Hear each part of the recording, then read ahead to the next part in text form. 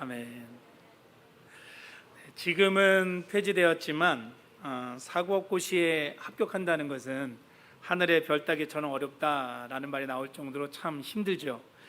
공부로는 어디 가서도 빠지지 않는다라는 사람들이 도전하지만 1차 합격률이 10% 정도밖에 되지 않는답니다. 그렇게 힘들게 웬만한 사람들은 평생에도 1차 합격도 못하는데 1차 합격을 해도 그 가운데 2차 합격까지 이루는 사람들은 합격한 사람들 중에서도 또 10%밖에 되지 않는답니다. 근데 이게 끝이 아니고요, 3차 면접도 있답니다. 다행인 것은 3차 면접은 거의 형식적이어서 떨어진 일이 없답니다. 10년 동안 딱 한 명 떨어졌다고 하니까 이제 2차까지 붙으면 다 됐다라는 생각이 들 거예요. 그런데 2006년에는요 놀라운 일이 있었는데 면접에 이제 오지 않은 사람까지 포함해서 8명이 한꺼번에 탈락을 했다고 합니다. 그러니까 26명이 면접을 했는데 7명이 떨어지게 된 거죠. 그러니까는 어떻게 이런 일이 있을까라고 하면서 다 놀랐는데, 숫자의 많음도 놀랐지만 떨어진 이유가 공개됐는데 그것도 참 신기했어요. 이 면접관이 이렇게 물은 거예요. 응시자에게, 성적이 좋았던 응시자예요. 길거리에서 누군가가 아무런 이유 없이 주먹을 휘두르면 어떻게 하겠습니까? 물은 거예요. 그랬더니 응시자가 뭐라고 대답했냐? 그 똑똑한 1차, 2차 다 합격한 사람이 이렇게 말했어요. 맞받아치겠습니다. 법은 멀리 있고 주먹은 가까이에 있습니다. 이렇게 말한 거예요. 이런 의도로 물어본 게 아니잖아요. 이 법조인이 될 사람이 법이 멀리 있고 주먹이 가깝다라고 하면 그 어떻게 합격시켜 줄 수 있겠습니까? 대도 큰일이었겠다라는 생각이 들긴 하는데요. 근데 얼마나 답답하고 또 그런 얘기를 많이 들었으면 법은 멀리 있고 주먹은 가깝다라고 했겠어요. 솔직히 우리 주변을 보면 진짜 법은 멀리 있고 주먹은 가깝다라는 생각이 들 때가 있지요. 하지만 그렇다고 해서 우리가 주먹을 먼저 쓰면서 살 수는 없는 건데, 그럼에도 불구하고 우리나라가 점점 법치와 공평과 원리와 원칙보다는 감정주의와 폭력과 무자비함에 익숙해지는 것은 아닌가라는 생각에 참 안타깝습니다. 근데 더 안타까운 건 뭐냐면요, 이것이 세상에서만 일어나는 게 아니라 우리 교회 안에도 예수 믿는 우리에게도 비슷한 현상이 나타나는 것은 아닌가라는 부분에 안타까운 거예요. 진리, 말씀은 멀고 감정은 가까워요. 이해와 포용은 멀고 맞서는 것은 가까워요. 천국을 바라고 기다리는 사랑과 축복은 너무 멀고, 세속화된 교회 속에서 사람에게 지쳐버려서 미움과 다툼이 너무 가까운 거죠.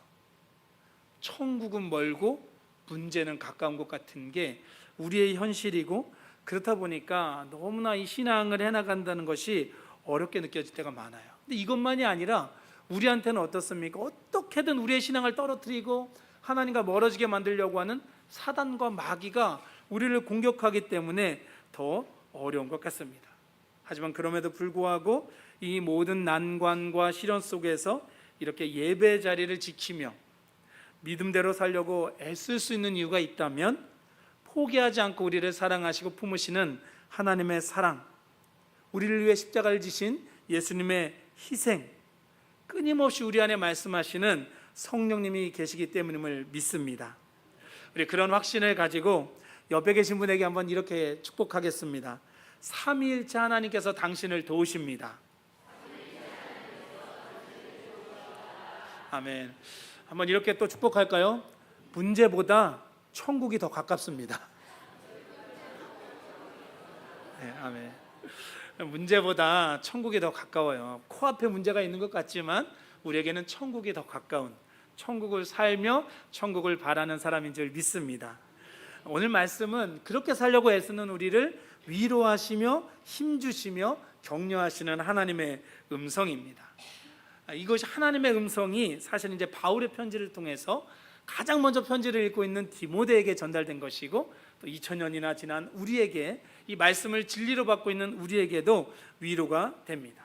너무나 큰 감동임에는 틀림이 없는데, 성경을 읽다 보면 이게 디모데에게 직접 준다고 하면서도 바울의 고백이 훨씬 많이 있어요. 우리가 읽은 12절부터 17절까지는 온전히 바울의 고백이다라고 해도 틀리지가 않습니다. 그러니까 이 내용을 잘 살펴보면 왜 이것이 하나님의 위로가 되는지, 디모데에게도 우리에게도 격려가 되는지를 알게 될 것입니다. 오늘 설교 제목 한번 보시겠어요? 그럼에도 불구하고. 근데 그 사이에 한 글자가 더 들어가야 돼요. 사실은 그럼에도 불구하고이기 때문에 그럼에도 불구하고입니다. 어떤 것인지 대충 느낌이 오실 텐데요. 먼저 앞에 나오는 그럼에도 불구하고가 뭔가를 알려면 우리 먼저 본문 13절 말씀 한 목소리로 같이 읽어보도록 하겠습니다. 우리 13절의 말씀을 함께 읽겠습니다. 시작.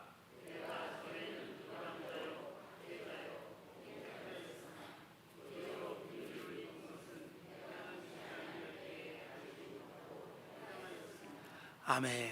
바울이 뭐라고 고백하냐면요, 나는 비방자고, 나는 박해자고, 나는 폭행자였다라고 말합니다. 그는 예수님을 욕하던 사람이에요. 예수 믿는 사람을 욕하던 사람이에요. 욕하는 거에서 끝나는 게 아니라 핍박하고 끝까지 쫓아가서 잡아오고 죽였던 사람이에요. 얼마나 지독하게 그런 행동을 했냐면 나중에 이 바울이 변화되잖아요.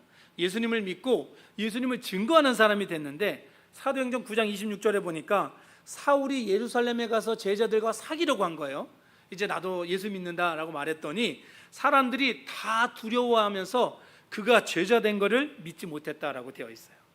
그럴만하죠. 얼마나 악독하게 끝까지 쫓아다니면서 예수 믿는 사람들 잡아내고 죽였으면, 야, 저놈이 분명히 거짓말로 예수 믿는다라고 속이면서 우리를 잡아가려고 하는구나 라고 생각한 거예요. 그래서 그들과 사람들이 사귀어주지를 않을 정도였어요. 이 정도로 바울은 비방자였고 박해자였고 폭행자였어요. 15절에 보니까 죄인 중에 내가 괴수다, 내가 죄인 중에 왕이다, 이렇게 표현하는 거예요. 나보다 나쁜 놈은 없다라고 이야기하는 거죠. 근데 이 말을 들으면서 쟤는 원래 저래 라고 끝나는 것이 아니라 우리도 예수님의 사랑에 녹아질 때 어땠습니까? 나 같은 죄인을 왜 사랑해 주실까? 나 같은 존재를 왜 받아주실까? 내가 뭐라고 이 모든 죄를 용서해 주시고 예수님께서 십자가에 죽으셨을까라는 생각을 다 하게 되잖아요. 하지만 또 한편으로는 어떻습니까? 근데 또 바울을 생각하면 나는 좀 용서받을 만하지, 나는 저 정도는 아니니까, 난 누구 뭐 때리고 누구 죽이고 이 정도는 아니니까, 근데 진짜 저 바울은 용서받기에는 좀 부족한 사람 같다, 저 사람은 진짜 악질 아닌가? 라는 생각이 들 수 있어요. 근데 여러분, 그럼에도 불구하고 주님은 바울을 용서하시고 사랑해 주셨어요. 우리 14절과 15절 말씀 하나님의 사랑을 느끼며 함께 읽어보도록 하겠습니다. 14절과 15절 함께 읽습니다. 시작.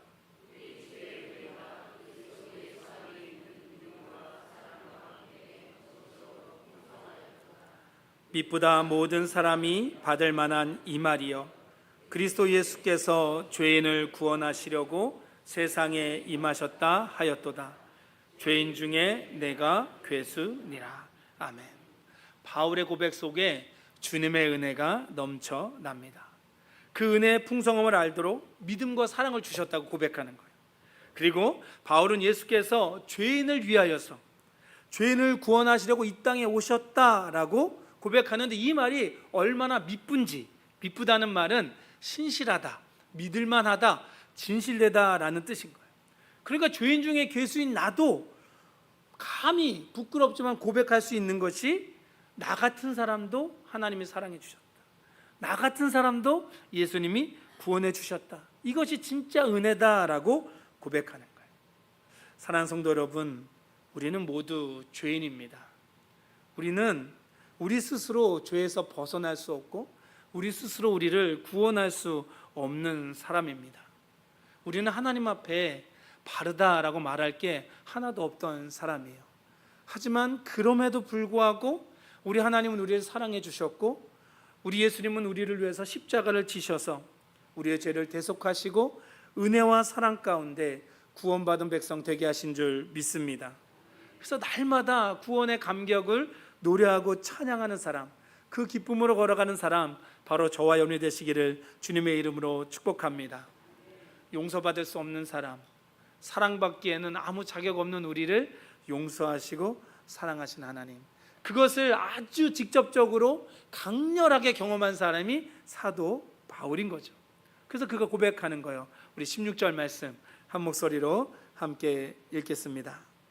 그러나 내가 긍휼을 입은 까닭은 예수 그리스도께서 내게 먼저 일체 오래 참으심을 보이사 후에 주를 믿어 영생 얻는 자들에게 본이 되게 하려 하심이라. 아멘. 바울은 궁금했던 거죠. 이상했던 거예요. 나 같은 사람을 왜 사랑해 주시지? 나 같은 사람은 진짜 지옥 가도 마땅한 사람인데 굳이 왜 나 같은 존재를 구원해 주셨을까? 하나님 앞에 의구심을 갖고 나가니까요, 떠오르는 답이 하나밖에 없는 거예요. 나 같은 사람도 구원하신다면 구원하지 못하실 사람이 없겠구나. 용서받지 못할 사람이 없겠구나. 나 같은 사람이 믿음대로 살면 내 뒤를 따라서 믿게 되는 사람들은 다 나를 보면서 예수님을 잘 믿을 수 있겠구나. 나를 본으로 삼으려고 하시는구나 라는 것을 깨닫게 된 것이죠. 그래서 디모데에게 편지하면서 자기의 이야기를 이렇게 고백하며, 나도 해냈는데, 나도 이렇게 믿음대로 살고 있으니까 너도 그렇게 살 수 있다. 디모데만이 아니라 믿음을 가지고 나아가는 모든 이들이 그렇게 살 수 있다라고 말하며 격려하는 거예요. 그렇게 제시하고 고백하는 게 이제 17절인 거예요. 우리 17절 말씀도 한 목소리로 함께 읽겠습니다. 시작.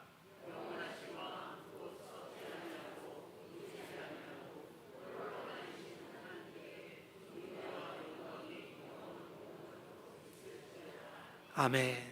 이제 어떻게 살자는 거예요? 하나님 앞에 영광 돌리며 살자는 거예요. 이제 나는 그렇게 살고 있으니까 너희도 그렇게 살아라 라고 이야기를 하는 거예요. 나는 그렇게 살고 있다 고백하고 있는 거예요. 하나님을 영화롭게 하고 영원토록 그분을 즐거워하는 삶, 믿음의 사람의 제일 된 목적, 그 특권을 고백하는 것이죠. 그리고 권면합니다. 이게 왜 권면이까지 되냐면요, 디모데가 지금 굉장히 어렵습니다. 우리 오늘 17절까지 우리 본문에 해당되는데 그 뒤에 있는 18절과 19절 말씀, 디모데가 처한 상황을 생각하면서 함께 읽어보도록 하겠습니다. 18절과 19절 읽겠습니다. 아들 디모데야, 내가 내게 이 교훈으로서 명하노니 전에 너를 지도한 예언을 따라 그것으로 선한 싸움을 싸우며 믿음과 착한 양심을 가지라. 어떤 이들은 이 양심을 버렸고 그 믿음에 관하여는 파선하였느니라. 아멘. 그럼 디모데가 지금 싸움 중에 있는 거예요. 어떤 싸움에 있는 거예요? 사람하고 막 치고받는 싸움을 하고 있는 게 아니라 믿음의 싸움을 지금 해나가고 있습니다. 그럼 그 믿음의 싸움이 무엇 때문에 어떤 내용으로 있냐면 앞에 3절과 11절 가운데 나오는데 두 가지로 압축하면, 하나로 정리하면 이런 거예요. 이리 때가 들어왔다. 거짓 교사가 들어와서 교회를 망가뜨리고 있다는 거예요. 근데 그 두 가지로 그걸 분류하면 율법주의와 영지주의자들이 들어와서 교회를 다 흐트려 놓는 거예요. 율법주의라는 게 뭐예요? 율법을 지키지 않으면 구원받지 못한다라고 말하는 거예요. 허탄한 신화와 족보에 창념하면서 변론합니다. 유대인들이 그 당시에 뭘 했냐 하면 하나님과 사람 사이에 족보가 연결됐다고 생각을 했어요. 그래서 구약에 나오는 모세라든가 아브라함이라든가 이런 사람들만이 아니라 성경에 없는 사람들까지 다 끼워 넣어가면서 우리가 그 흐름 가운데 있다. 그러니까 우리는 잘난 혈통이다. 우리는 구원받는 사람들이다 라고 얘기하는 거예요. 그러니까 예수 믿은 지 얼마 안 되는 사람들이요, 그런 이야기를 다 끌어내니까 나는 큰일 난 것 같은 거예요. 야, 나는 어떡하지? 라는 생각이 드니까 나도 좀 거기 껴주면 안 되겠습니까? 그 끝에 이름 나도 좀 올려주면 안 되겠습니까? 라고 하면서 사람들이 자꾸 하나님을 떠나가게 되는 거예요. 잘못 하나님을 믿게 되는 거예요. 이것만이 아니라 영지주의단은 또 어떻습니까? 영지주의는요, 쉽게 얘기하면 육체는 아무것도 아니라는 거예요. 신을 막 그들은 분류했는데 진짜 신, 참신은 이 영적인 거, 정신에만 해당하지 이 육체는 별것 아닌 신들이 만드는 거고 이건 못 쓴다라고 이야기를 한 거예요. 그러니까 이 정신이 위대하다, 영혼이 위대하다라고 말하면서 이 육체가 쓸모없게 되니까 아주 두 가지의 극단적인 예가 나오는 거예요. 육체가 쓸모없으니까, 이 육체가 죄를 지니까 아주 금욕주의에 빠져서 먹지도 않고 자지도 않고 몸을 괴롭히는 거예요. 근데 또 반대로 어떤 일이 있냐면요, 육체는 별거 아니고 영혼이 정신이 중요하니까 육체로 짓는 죄는 또 아무것도 아닌 거예요. 간음을 하든 술 먹고 방탕해지든 못된 짓을 해도 내 영혼은 깨끗해 라고 말해버리면 괜찮다는 거예요. 그러니까 아주 극단적인 방종주의와 극단적인 금욕주의를 가지고 오는 거예요. 그러면서 뭐라고 해요? 영지, 신령한 지혜라고 말하니까 이걸 몰랐던 사람들은 야, 나 잘못 믿었구나 라고 하면서 또 믿음의 길에서 탈선하게 되는 거예요. 이런 사람들이 교회 안에 잔뜩 들어와 있는 거예요. 그런데 이 사도 바울과 디모데가 같이 여행을 하고 있었는데, 전도 여행을, 바울은 마게도냐로 가야 되는데 이 에베소 교회가 어려움 당하는 거 보니까 그냥 놔둘 수 없어서 디모데야, 네가 이것 좀 해결해봐라, 네가 교회 좀 바로잡아봐라 라고 남겨뒀단 말이에요. 그렇게 홀로 떨어져서 이 믿음의 싸움을 싸우고 있는 디모데가 얼마나 또 안타깝겠어요.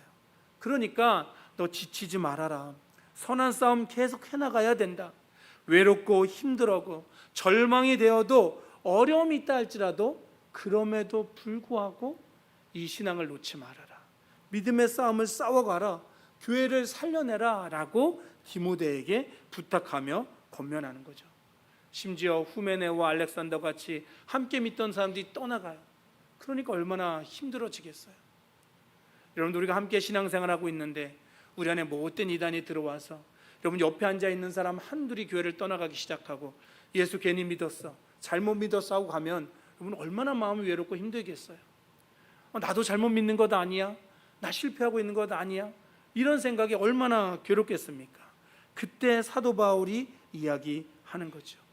이런 어려움이 있다 할지라도 그래도 너는 주님을 붙잡아라, 그래도 너는 믿음의 선한 싸움을 싸워가라 라고 권면하는 거예요.